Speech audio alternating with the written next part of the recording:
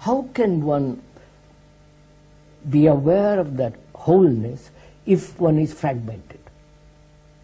That's the next question. Well, you can't be aware of the whole if I'm only looking through a small hole. Right, right. Huh? Right. But on the other hand, in actuality, you are the whole. That is a theory. Is it? That's right. A supposition, yes. When you are fragmented, how can you assume that you are the whole? Well, that's a wonderful. I mean, that's an issue, because how am I to know I'm fragmented? That's what we are asking. Yes. When are you aware that you are fragmented? Yes. Only when there is conflict. Right. That's right. When the two opposing desires, opposing elements of movements, right, then there is conflict, and you say, then you have pain, or whatever it is, and then you become conscious. Right, right. But at those moments, it oftentimes happens that you don't want to let go of the... I mean, it's like you feel your fragmentation. That's a different matter. Right. What we are asking is, can the fragment dissolve itself? Yeah. Okay. And then only it's possible to see the whole. You cannot be fragmented and then wish for the whole. Right. Then it's merely... All you really know is your fragmentation. That's all we know. That's right. Therefore, let's stick to that. Okay. And not beat around the bush and right. say, well, let's talk about the whole and all the rest of it. Mm-hmm. Yes. I mean, the supposition that there is a whole may be apparently reasonable, but as long as you're fragmented, right. You could never see it. Of course. It would be just an assumption. Right, right. You may think you experienced it once, but that's also an assumption, because you don't. That's gone already. Absolutely, quite right. Right. You know, I wonder if there's not a tremendous pain or something that goes on when I'm aware of my fragmentation. I mean, that's the loneliness somehow or other. Look, sir, can you be aware of your fragments? That you are an American, that I'm a Hindu, you are a Jew, you are a communist, you just live in that state. Yeah. You don't say, well, I know I am a Hindu. It's only when you are challenged. It's only when you are, say, what are you? Then you say, yes, I'm an Indian, or a Hindu, or an Arab. Or when the country is challenged and you have to go to war, yeah. Yeah, of course. Right.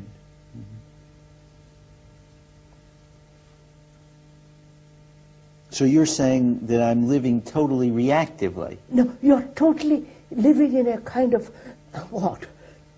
Miasma, confusion. From one piece to the next, from one reaction to the next reaction. Reward and punishment in that movement. Right. So can we be aware, actually now, of the various fragments? That I am a Hindu, that I am a Jew, that I am an Arab, that I am a communist, that I am a Catholic, that I am a businessman, I am married, I have responsibilities, I am an artist, I am a scientist. You follow these various sociological fragmentations, as well as psychological fragmentation. Right. That's exactly what I started with. Right. This feeling that I am a fragment.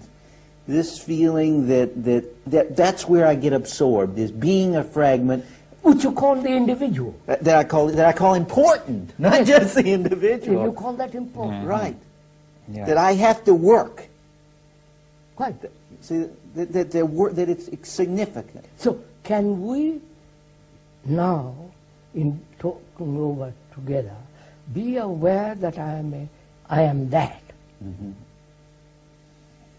I am a fragment, and therefore creating more fragments, more conflict, more misery, more confusion, more sorrow, because when there is conflict, it affects everything.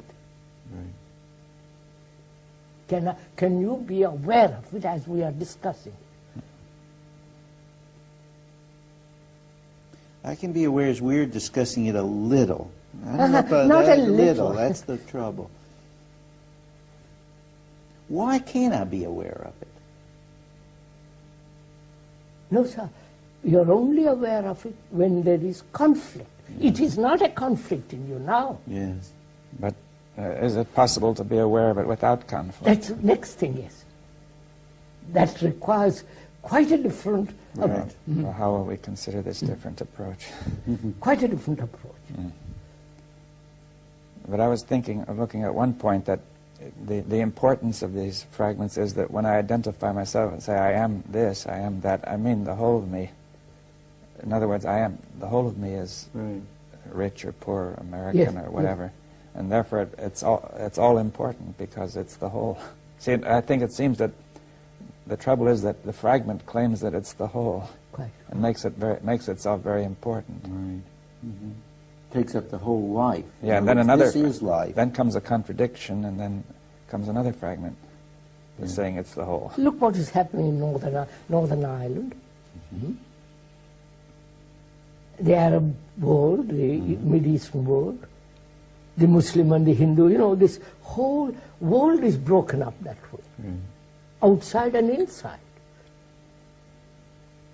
Me and you. Yes, me and you, we and they, and all the rest of it. But I mean, that's the difference between saying we have a lot of different objects in the room, you know, which are separate and so on, which is we can handle. There's no problem there. But if we say, I am this, I'm wholly this, then I also say I'm wholly that, and I'm wholly that. Well, that you're bringing in something different there, though. That is exactly how it is that we come to believe in these fragments, because we look at objects and we say they're separate things, therefore I'm a separate thing. I question that, sir. Say, for instance, the Arab and the Israel. Are they aware that I am an Arab, I want to fight that somebody else who is not? Or I have an idea, you follow? Idea. What do you mean? An idea that I'm an Arab? Yes. But the idea is that that's very important as well. I am totally an Arab. Yeah, I'm totally an Arab. It's all important. Yes. That's the form of the idea, isn't it? Yes. And now if somebody else has the idea I am a Jew, that's all important. Therefore they must destroy each other. Impossible to fight. And I think the politicians, the religious people are encouraging all this. But they also are running by fragments. I mean, because they are fragmented themselves. See, that's the whole point. People who are in power, being fragmented, sustain the fragmentations. Right. Well, it's the only way to get into power is to be fragmented. Of course. Yeah, well, he says it's all important that I should be a politician and successful and so on. Of course. But I mean, this movement into fragmentation almost, it seems to be caused by something. It seems to be. Now, if you ask, is this what you're asking? What is the cause of this fragmentation? Yeah. Right. Right. What is the cause of the fragmentation? What breeds it? What sucks us into it? No, what brings about fragmentation? Yeah. Well, you know, what brings it about? When the mother and child when the child separates from the mother, right? Biologically. No, psychologically. Biologically. The child starts able to walk. And the child can walk away, and then he runs back. And then he runs back, and he looks back. He says, is she still there? And gradually moves away. Now, the mother that is not able